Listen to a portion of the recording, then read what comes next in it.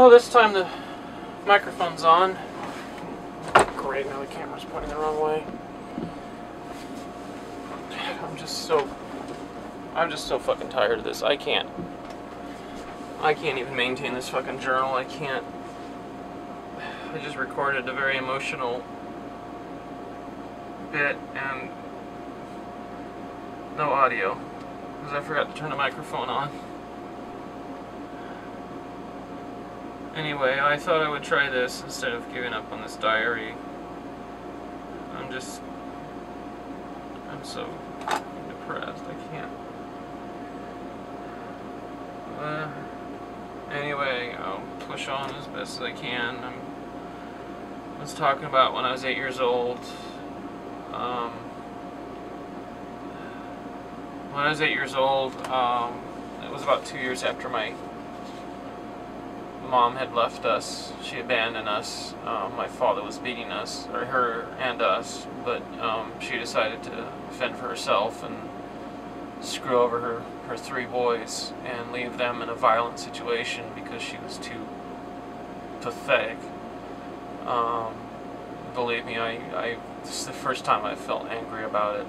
I've never ever felt anger towards my mom because of that.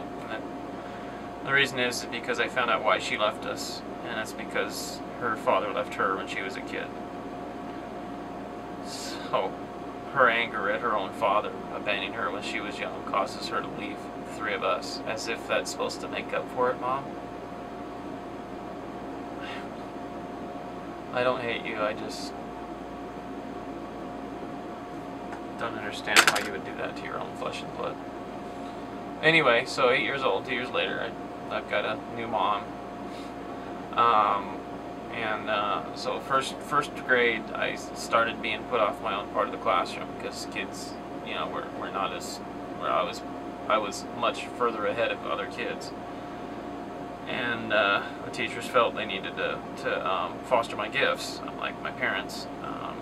You know, Mr. Know-It-All was what my parents called me instead of fostering my gifts. But anyway, back to 8 years old. So 8 years old, second grade, my teacher, first or second grade, one of the two, I don't remember, my teacher told me about the Christopher Metal shelf at the library, which had all these books that were 6th grade reading level, that were you know, they were better books, and the teachers thought I would get more enjoyment out of those than books for kids of my age. So at first grade, 8 years old, I'm reading books like An Edge of the Forest. I'm trying to remember other books I read, but that's the one that stands out the most, probably because it takes place from the perspective of a panther. Yeah, I don't know, I guess that began my familiarity with animals, being more comfortable with animals than people, and gee, I wonder why. So it's in the classroom. I was off my own corner of the world. I would go to the books, to the library at my leisure, get books at my leisure, and read them at my leisure. I was given a lot of responsibility, and I didn't abuse it.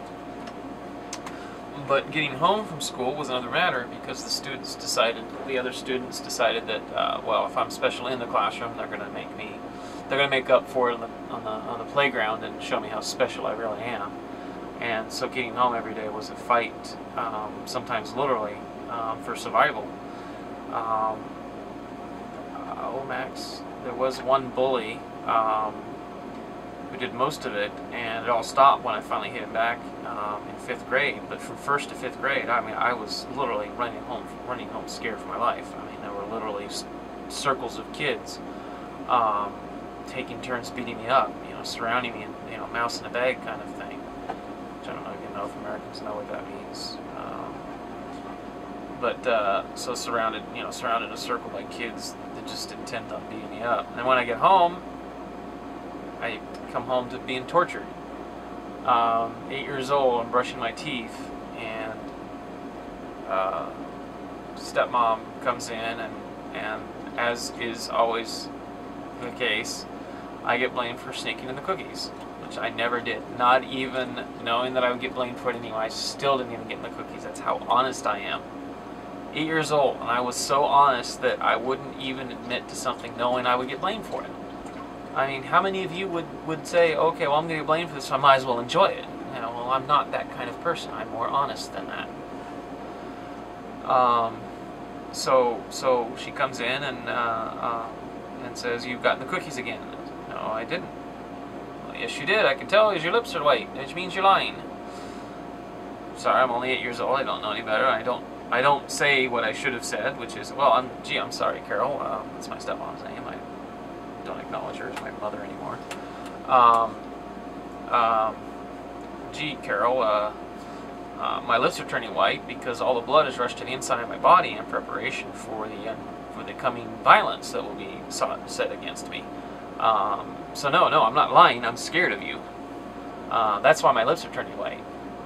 Because you're about to hit me. And sure enough, smack. "Did you get the cookies?" "No." "Smack." "Did you get the cookies?" "No." "Smack." "Did you get the cookies?" "No." "Smack." Well, about 7 or 8 times, I decided a change in tactics was in order because I got tired of being slapped. So I said yes, and she saw that as an admission and took the opportunity to punish me even further. Smacked me so hard I fell in the tub. Yes, that's child abuse. Yes, Carol, you participated in physical child abuse too, and yes, torture is a form of child abuse. That's the highest form, actually, honey. So yes, you did participate along with Chester in abusing your children. So my punishment was after being pulled out of the bathtub. I think I might have been bleeding on my head or something like that again. I'm forced to eat 2 bags of chocolate chips, full-size 16-ounce bags, even after I barf in the second bag, in the bowl with the second bag. You know, I mean, so that was my life. You know, it was learning, being picked on, and being tortured. I had no real childhood. I mean, I was an adult from first grade. And I didn't need anybody. I didn't need anybody for anything. You know, other than my basic needs of food, which wasn't that good. God.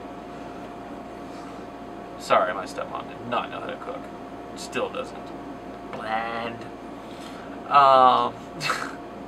Yeah, I learned how to make spaghetti and come back after I moved out during high school. I spent my senior year living on my own.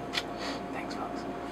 And then was claimed on my parents' taxes, which prevented me from getting financial aid that they wouldn't provide for me for college. Anyway, so I learned how to make spaghetti, and I was really good at it. And I come home I went to the house to make spaghetti for everybody, and my stepmom comes in and pours 2 cups of water, a 1/4 cup of baking soda, and a cup of sugar into my fucking spaghetti.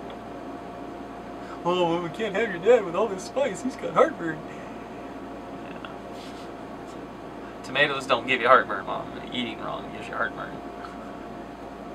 Smoking gives you heartburn. Your cooking gave him heartburn. Actually, your cooking gave him esophageal cancer, but that's another story. Anyway, a little sidetrack there. So 8 years old, I'm on my own. I don't depend on anybody for anything. Now I'm 44 years old now as of today, and I can't take care of my basic needs. I can't get help. I can't even get people to understand, and it's just like then. It's just like back then. I'm different, so I must be picked on. I must be bullied because I think and act differently, and I'm fucking tired of it. I'm not 8 fucking years old anymore, people.